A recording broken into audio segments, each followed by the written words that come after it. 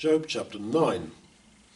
Job has lost absolutely everything. His life has gone terribly wrong. He's lost his health, his wealth, his children, his wife, everything. Not because he had sinned. Chapter 1 of Job makes that clear. And so he says in verse 24, if God didn't do this, who did? All their various theories about evil and the source of evil, etc., were all, he says, rubbish. This is clearly of God. And you know the feeling, sometimes in life everything goes wrong.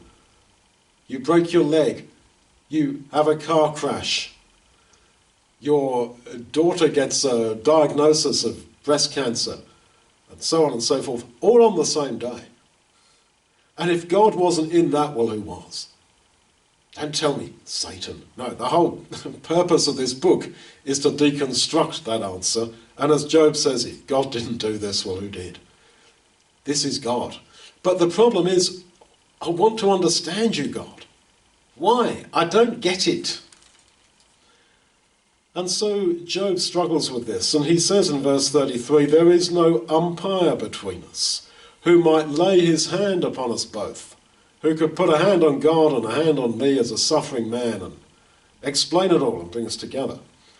Well, these desperate pleas of Job, oh, that there were an umpire between us, oh, that there was somebody who was on God's side and on my side, who could bring us together and make sense of this. All those cries and desires that he has for this person all through the book, they are, of course, met for us in the Lord Jesus, who is that one who can put his hand upon us both, upon God and upon suffering man, and bring it all together. And so it is through our suffering, particularly our mental suffering, our intellectual suffering, our God, why?